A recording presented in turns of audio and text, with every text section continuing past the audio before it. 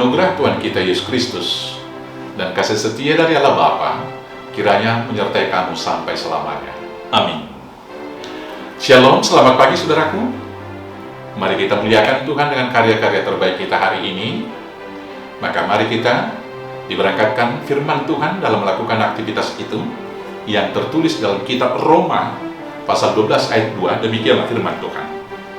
Janganlah kamu menjadi serupa dengan dunia ini, tetapi berubahlah oleh pembaharuan budimu, sehingga kamu dapat membedakan manakah kehendak Allah, apa yang baik, yang berkenan kepada Allah, dan yang sempurna. Saudaraku yang terkasih dalam Yesus, apakah yang dimaksud oleh Rasul Paulus dengan perkataannya, janganlah kamu menjadi serupa dengan dunia ini?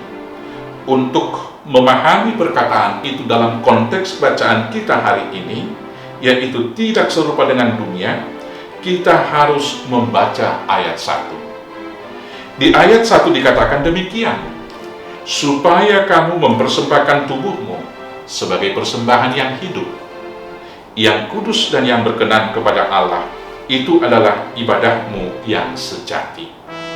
Firman ini mengingatkan kita bahwa hidup ini adalah ibadah. Berbeda dengan pemahaman dunia, bahwa hidup ini adalah kesempatan untuk mencari kepuasan dan mencari keinginan diri.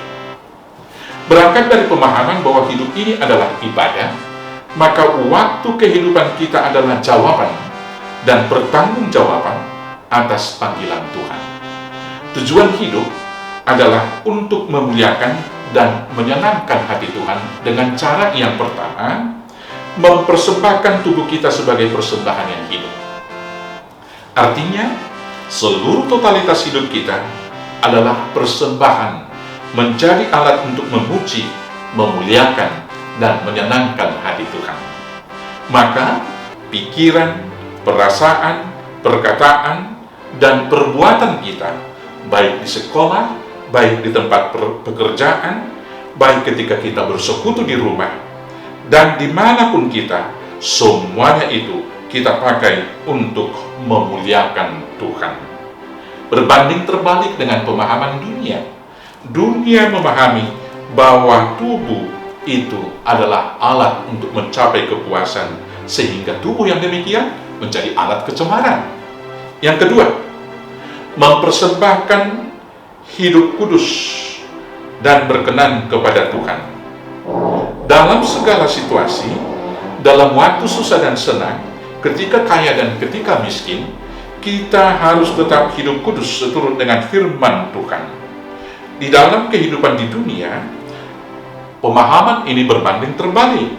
Maka tujuan hidupnya mencari kesenangan, maka dalam berbagai situasi bisa saja berdosa. Ketika dia kaya, dia jauh dari Tuhan. Ketika dia miskin, dia bahkan menghujat dan menyalahkan Tuhan. Yang ketiga, hidup dalam persekutuan. Sudut pandang Alkitab, perbedaan karena talenta, suku dan ras adalah kekayaan yang membangun satu tubuh di dalam Kristus.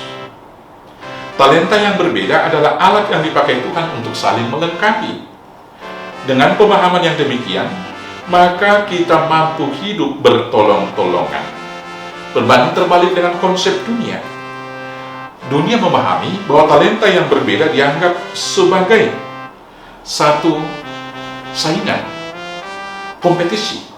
Maka akan saling menjegal dan saling mengalahkan. Di sana akan ada iri dan saling membenci. Karena itu saudara-saudaraku yang terkasih, janganlah kita menjadi serupa dengan dunia ini.